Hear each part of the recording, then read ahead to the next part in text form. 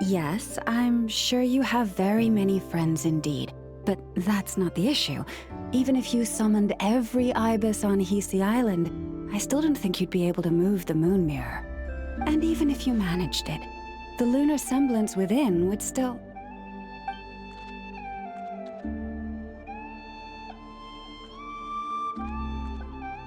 Dig it out. You could, but moving the mirror would still pose a challenge, even for you.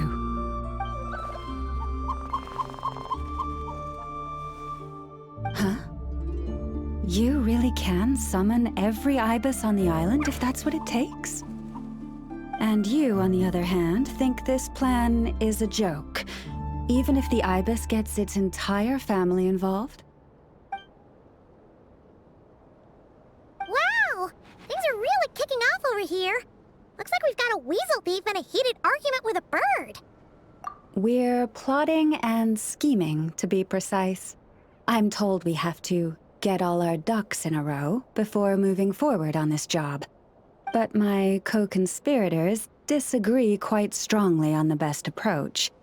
And they're not exactly being diplomatic about it. Choice words have been spoken. All right, I believe you.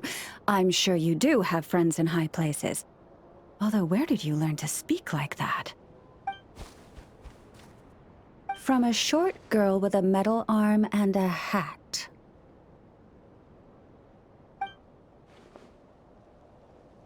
Oh, of course you can keep talking like that so long as you enjoy it. But be sensible around her, okay? Don't copy everything she does.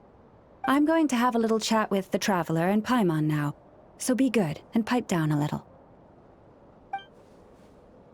Huh, it really did quiet down. Being able to understand animal speak is so cool. Paimon wishes she had that ability. Trust me, Paimon, you would not enjoy it very much at all. Don't misunderstand. Nothing terrible would happen. And it doesn't drive you insane or anything like that. Although, that being said, I do sometimes find it quite overwhelming.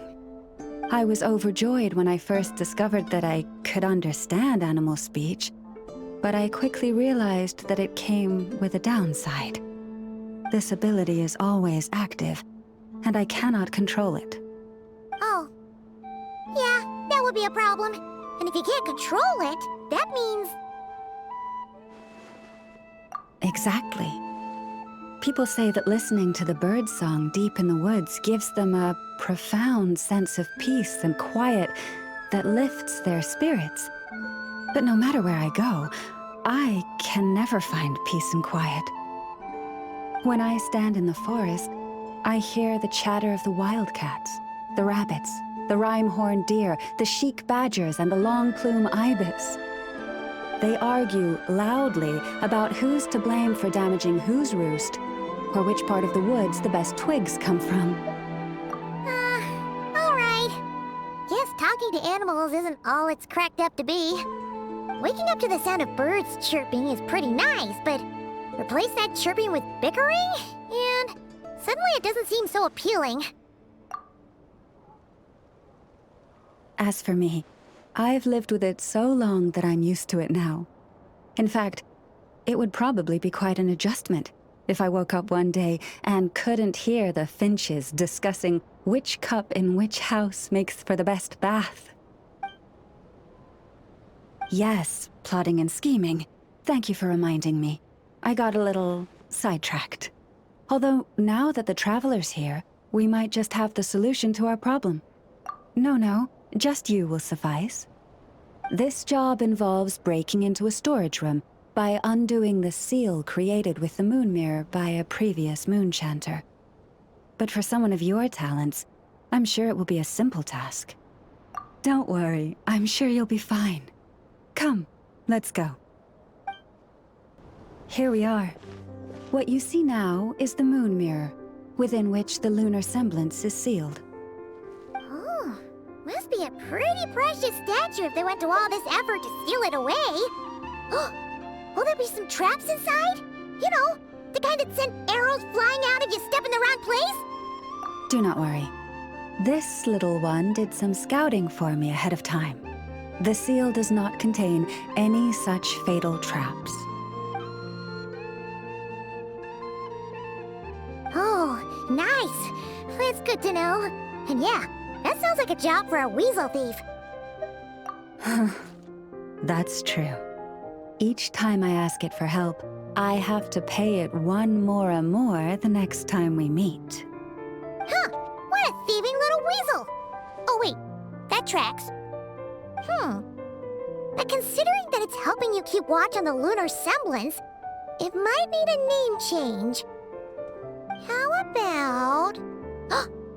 Weasel Guardian!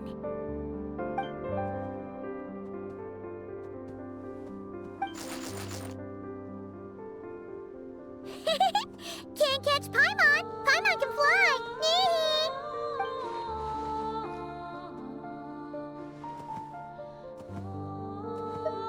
Come on, be nice to our guests. To retrieve the lunar semblance, we need to activate pairs of mechanisms in 2 different locations. So it's a 2-person job. If you head over there and take the mechanism on that side, I'll take this side. That won't be a problem. I have eyes in the sky. It will keep me updated on where you are and which mechanism is in front of you. Don't worry. All you have to do is follow my instructions.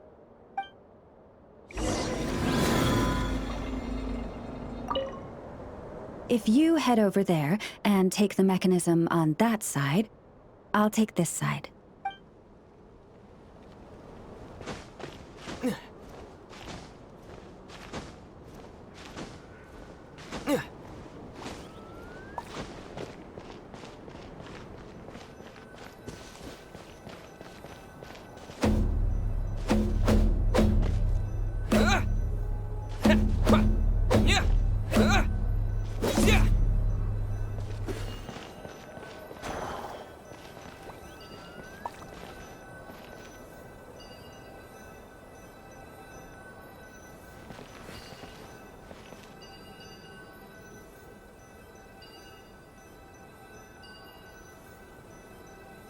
Understood.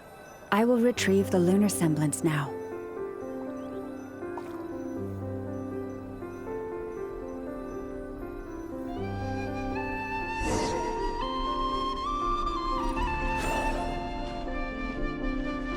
Wow! What a huge statue! Yeah, no amount of birds or weasels is shifting that. They probably couldn't even get past the mirror. So, Lauma, just how valuable is this statue anyway?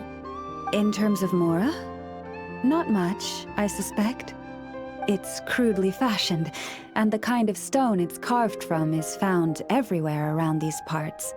But to the moon chanter of that era, and to the Frostmoon scions of today, it is a priceless treasure. If nothing else, I now have concrete proof of its existence. That's enough to confirm the reliability of several documents on the topic. To me, that makes this a very successful trip. Thank you for your help. I knew I had judged you correctly. The moon mirror posed no obstacle to you. And our little friend here was very impressed with your mechanism operating skills. What is it saying, Lauma? It says that the Traveler is the best treasure hunter it's ever seen. It wishes it could join him on a quest to unlock all the treasure chests in the world. From now on, I'll call on you if I ever find a treasure chest I can't crack. Okay. Bye then. Didn't even give us a choice in the matter. Don't worry, it won't come knocking on your window every day with a Mora coin in its jaws trying to drag you off on a treasure hunt. And it certainly won't be visiting your room in the dead of night, moaning about locks it can't pick. Uh-oh. We better make sure to lock all our doors and windows before we go to sleep tonight. Relax. That weasel's only a child. It means no harm. It's just more talkative than most. All right, let's head back. It's almost time for dinner. Oh, and we still need to figure out how to get this statue back to our library. It seems like I'll need a little help from my friends, after all.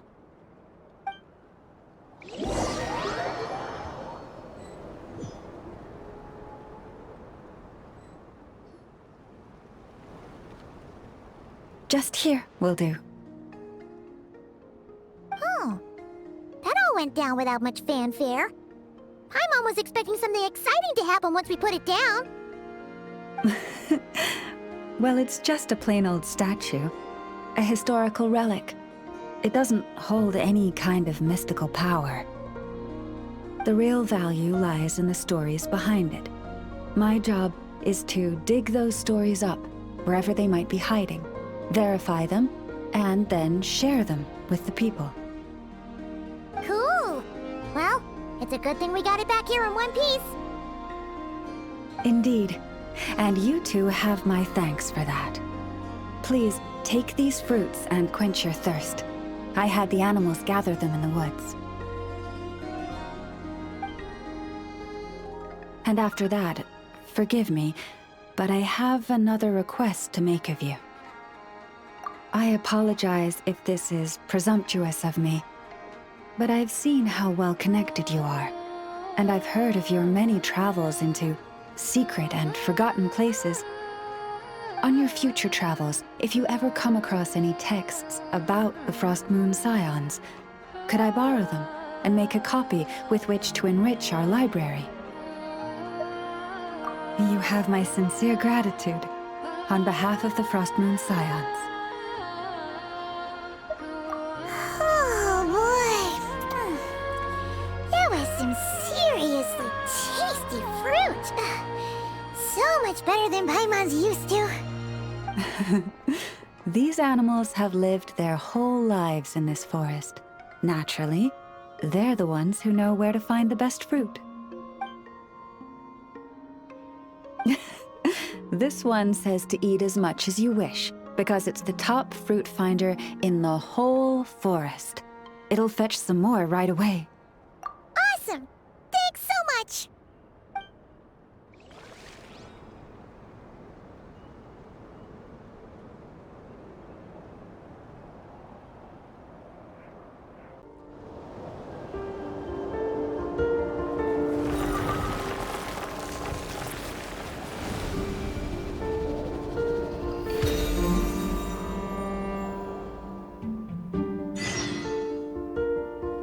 Well, I think we can now say that the Grand Library is complete. Next, we'll need to find somewhere to put the bird stands, cushions, and deposit boxes. Ah, hello there, traveler, Paimon. Thanks to your help, the library repairs are basically complete. It's really starting to look the part. What about that other stuff you just mentioned? Are you planning on putting all that in the library too? Yes. That said, it's too big of a job for me to handle alone.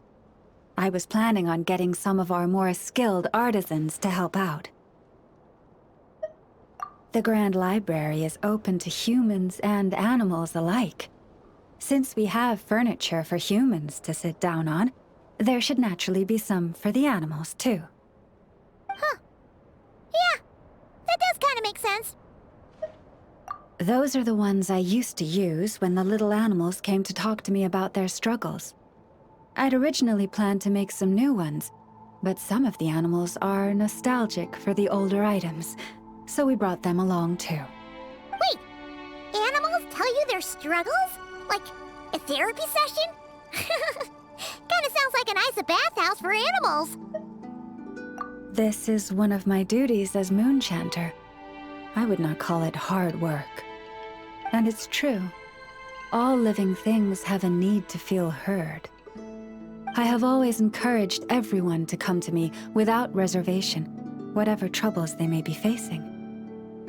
Hiding your thoughts deep in your heart will not solve anything. In fact, it often makes the problem worse. Oh, well, I've never looked at the numbers, but my sense is that the animals consult me more often. After all, my daily routine is more or less the same as that of my people, and they don't usually come during work hours. It's only when I have free time that I get the occasional human visitor. Animals, on the other hand, lead very different routines from us. Sheik badgers tend to visit in the early morning hours, while ibises often drop by after sunrise. Finches come in flocks during the afternoon, chirping and chattering away. The rhyme-horned deer visit at dusk, mostly alone, though sometimes with one or two friends. And once night has fallen, I get the odd weasel thief burrowing into my home. Oh, but that leaves you with no time to yourself at all. It truly is. There was one time when a weasel thief stole some pine cones that a group of finches was hoarding. It must have been around 20 finches that flew to my bedside in the dead of night to protest the transgression. I had to ask a sniffer mole who I'd just been chatting with to invite the weasel thief over. It took a lot of work to convince it to reveal where the pine cones were. By the time all parties were satisfied and ready to leave, the sun was up. I slept in till past noon that day. My mom would have given up and gone back to sleep long before you did. And probably pulled a blanket over her head first to block out the noise. Since they'd taken the trouble to come to me, I felt I had a duty to help them. And the results made it all worthwhile. After getting everything off their chests, the finches went back to happily hopping around, and the weasel thief went off in search of new, exciting treasure. But humans are less forthcoming than animals. Too often, they hide their true feelings in the deepest corners of their hearts. Even those who come to me for guidance, I feel as if they tell me only part of the story, leaving out what truly burdens their soul. Perhaps they are unwilling to say it out loud, to face the real issues head on. Human society often encourages people to hide their true selves.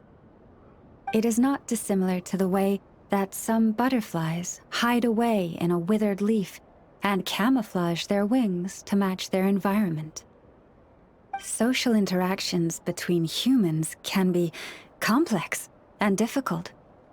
Everyone has their way of coping, and I don't judge them for it. Nonetheless, suppressing one's true feelings can easily lead to melancholy and depression. Deep-seated issues like that are difficult to resolve, no matter what advice I give. So I had an idea. I thought, what if I could find a way to bring complicated human minds and straightforward animal ones together? Maybe by spending some time around each other, both could experience a new perspective. It was with that in mind that I renovated the Grand Library and turned it into what it is today, spacious and well-ventilated, and open to humans and animals to come and go as they please. Except maybe on rainy days, when they're looking for shelter. But the rest of the time, people can visit whenever they want, to spend time with the animals, browse books, rest, and enjoy the sun. And perhaps the company of our dear animal friends, who will not be driven away by anything they say, might encourage people to open their hearts and share the truth of what lies within. Wow, you really put a lot of thought into this library renovation. Oh, it sounds great to Paimon. Hugging fluffy animals, lounging in a chair all day without a care in the world. Just thinking about it makes Paimon feel all warm and fuzzy. Of course. Your assistance with the renovation works was invaluable. It should go without saying that the Library of the Frostmoon Scions shall always be open to you.